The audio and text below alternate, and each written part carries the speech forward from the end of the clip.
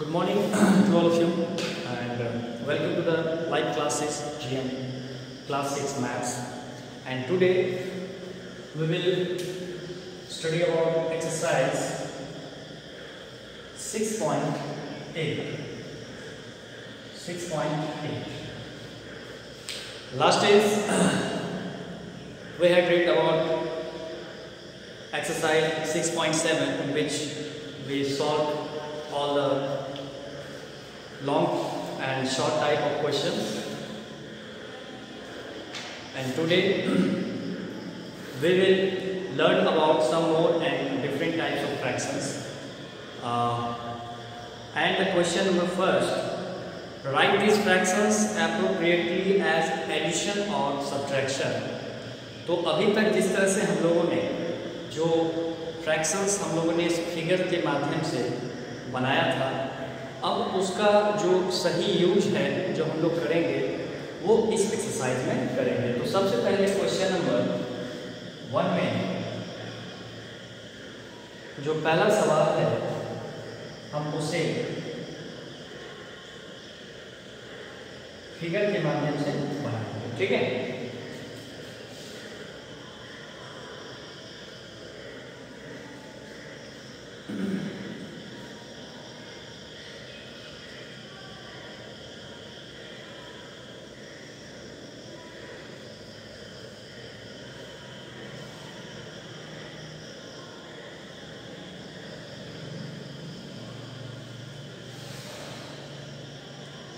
इस फर्स्ट वाले में सिर्फ एक पार्ट को सेलेक्ट किया गया है, सेकंड वाले में इधर से दो पार्ट को सेलेक्ट किया गया है, और फाइनली इक्वल के दूसरी ओर 3 साइड को कलर किया गया है। देखिए इसे हम कैसे समझते हैं, इस 5 पार्ट में से एक पार्ट को सेलेक्ट किया गया है, इसे हम लिखेंगे 1/5 प्लस इस 5 हिस्से में से 2 हिस्से को कलर किया गया है, इसे हम लिखेंगे 2/5 इज इक्वल टू, आप देख सकते हैं कि दोनों ही हिस्से में टोटल 1 और इधर 2 और 1 मिलकर 3, टोटल 3 हिस्से को सेलेक्ट किया गया है। 5 में से 3 हिस्से को हमने सेलेक्ट किया है, तो ये आपका फ्रैक्शन है, ठीक है। तो इसी तरह से हम लोग जो सिमिलर पार्ट वाले फ्रैक्शंस हैं जिसके डिनोमिनेटर्स इक्वल होते हैं, ऐसे सवाल हम लोग इस अध्याय में बनाएंगे सभी, ठीक है। तो आइए इसे सॉल्व करते हैं कुछ और सवाल के साथ। अब हम लोग क्वेश्चन नंबर 1 में 2 सवाल हैं, एक तो मैंने सॉल्व कर दिया है, दूसरा आप लोगों को सॉल्व करना है, ठीक है। अब बात करेंगे क्वेश्चन नंबर 2 की। तो देखिए क्वेश्चन नंबर 2, इसमें ढेर सारे सवाल हैं, ढेर सारे क्वेश्चन हैं। सबसे पहले हम इसका फर्स्ट नंबर 5/12 प्लस 1/12, ठीक है। तो इसे हम बनाएंगे।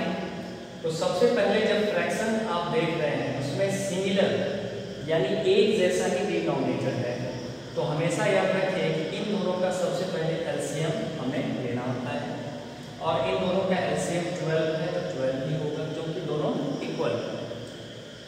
अब आप इसे कुछ इस तरह से बनाएंगे, डिनोमिनेटर को डिनोमिनेटर से चेक करना है। तो 12 1 जा 12, देन 5 1 जा 5 प्लस 12 1 जा 12, देन 1 1 जा 1, एंड जब हम इसे ऐड करते हैं तो वी गेट 6/12, और आप जानते हैं इसे हम रिड्यूस भी कर सकते हैं, तो इसका जो फाइनल आंसर होगा वो होगा 1/2 इसका फाइनल आंसर होगा, ठीक है। अब इसके बाद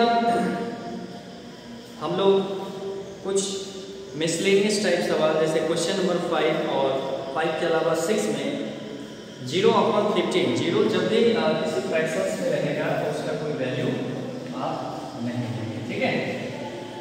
देखिए क्वेश्चन नंबर 6, देखिए दिया गया है 0/15 प्लस 2/15 प्लस 1/15, ठीक है। तो मैंने बताया जैसा कि अगर सिमिलर डिनोमिनेटर है तो उसका एलसीएम भी वही रह जाता है। 15 15 15 है तो इसका एलसीएम भी 15 ही रह जाएगा। इसके बाद 15 बन जा 15, देन 0 बन जा 0, 15 बन जा 15, 2 बन जा 2, 15 बन जा 15, देन 1 बन जा। इस तरह से जब इसे हम ऐड करते हैं तो 0 + 2 + 1 का वैल्यू होता है 3/15 और इसे रिड्यूस करेंगे 3 बन जा 3, 3 5 जा 15, यानी इसका आंसर हो गया 1/। ठीक है, तो ये था आपका क्वेश्चन नंबर 2 जिसका 6 नंबर क्वेश्चन मैंने अभी सॉल्व किया। इसके बाद हम लोग आगे बढ़ेंगे और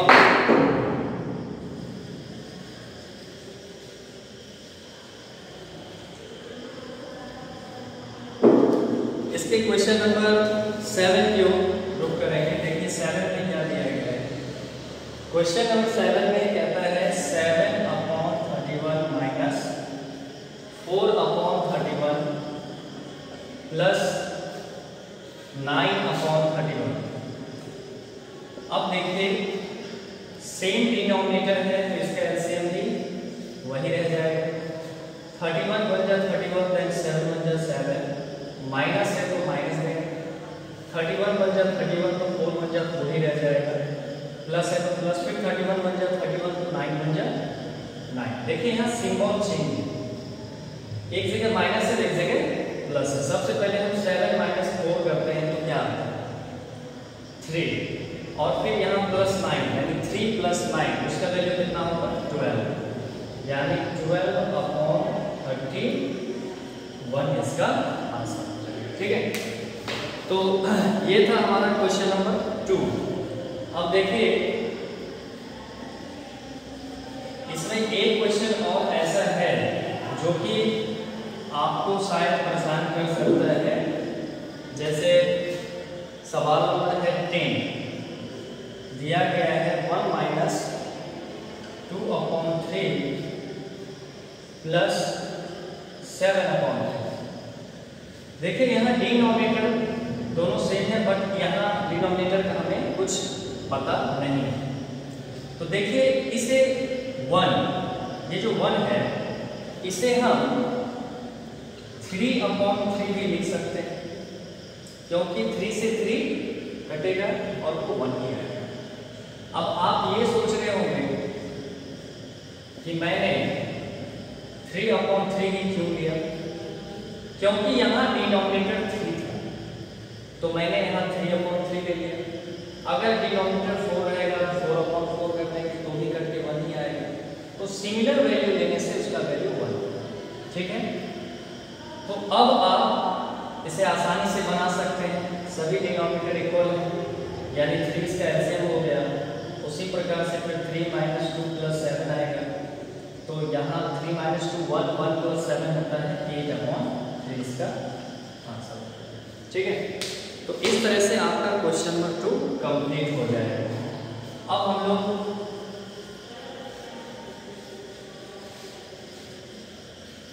क्वेश्चन नंबर 3 की ओर बढ़ रहे हैं। देखिए क्वेश्चन नंबर 3 का हम सीधा सॉल्यूशन ही बनाएंगे। सवाल कुछ ऐसा है, Shikha painted 1/5 of the wall space in her room. Shikha अपने कमरे में अपने वॉल स्पेस के 1/5 हिस्से पे पेंट करती है। वहीं उसका भाई रमेश जो कि उसकी मदद करता है, वह उस 5 हिस्से में से 3 हिस्से को वो कलर करता है। तो यहाँ सवाल पूछा गया how much did they paint together, दोनों ने मिलकर कुल कितने हिस्से को पेंट किया। और ये भी सवाल है how much the room is left unpainted, कितना रूम का कितना हिस्सा जो है बिना पेंट किया हुआ बच गया। ठीक है, जहाँ पेंट नहीं किया गया। तो आइए इसे सॉल्व करते हैं। सबसे पहले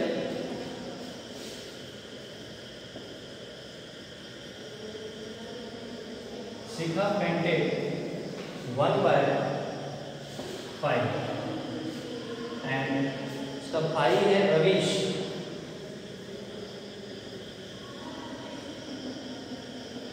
3/5। Total part of wall space both, यानी बोथ का मतलब दोनों ने एक साथ मिलकर कितना पेंट किया। तो देखिए 1/5 प्लस 3/5 दोनों को ऐड करेंगे। तो पहले ऐसे दोनों का लेते हैं, 5 ही आएगा, 5 1 जा 5 तो 1 1 जा 1, 5 1 जा 5 तो 3 1 जा 3, टोटल हो गया 4/5। अब ये भी पूछा जा रहा है कितना हिस्सा बच गया, तो यहाँ लिखेंगे left part is equal to, मान लेते हैं कि 1 कंप्लीट एक पार्ट है। आप चाहें तो इसे ये भी समझ सकते हैं, ये 5 का मतलब ही हो गया कि 5/5 यानी 5 में से 5, ठीक है। ये काम मुझे करना होता है, अगर करेंगे तो ये मेरा कंप्लीट वर्क डन हो जाएगा, ठीक है। तो 5/5 माइनस जितना काम हो चुका है उसे हम माइनस करेंगे। तो 5 का LCM 5 हो गया, तो यहाँ 5 माइनस 4 कर दीजिए, तो इसका आंसर 1/9, ठीक है। तो इस तरह से आपका क्वेश्चन नंबर 3 सॉल्व हो जाएगा।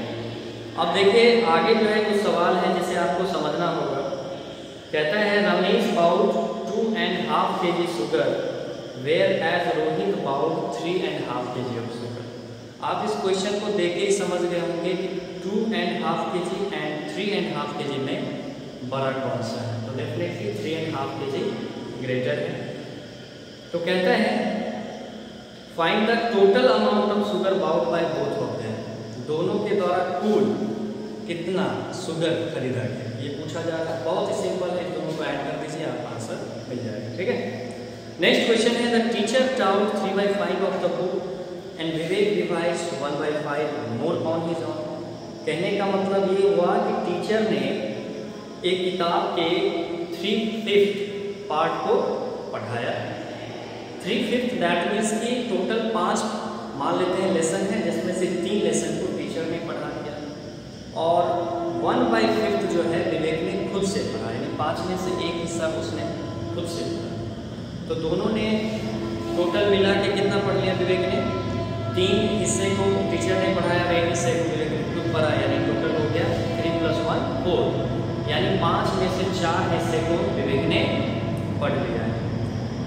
How much does he still have to revise, अभी और कितने लेसन से पढ़ने हैं। बस उसी प्रकार से 5 है तो 5/5 माइनस 4/5 जितना उसने पढ़ लिया है। तो 5/5 टोटल है, उसमें से 4/5 को माइनस कर दीजिए, 1/5 जो है वो आपका आंसर होगा।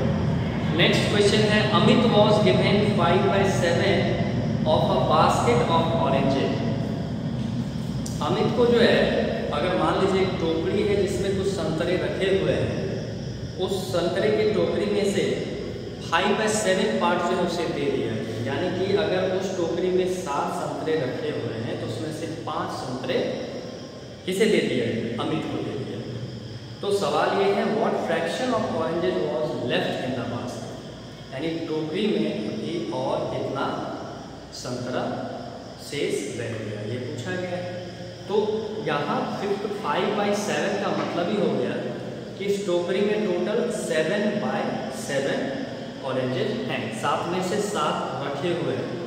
अगर वो 7 में से 7 5 अगर हम किसी और को दे देते हैं तो डेफिनेटली उसमें से 2 ही बचा, यानी कि 7/7 माइनस 5/7 आप सब्ट्रैक्ट कीजिएगा, आपका आंसर 2/7, ठीक है।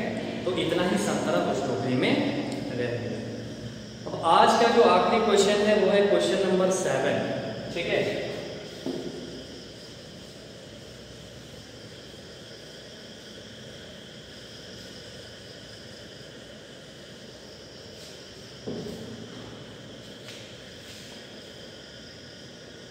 क्वेश्चन नंबर 7 में तकरीबन 4 सवाल दिए गए, इसमें हम फर्स्ट और लास्ट नंबर दोनों सॉल्व करेंगे। तो फर्स्ट क्वेश्चन है 7/10 माइनस बॉक्स दिया गया है इज इक्वल टू 3/10, ये हमें निकालना है, ठीक है।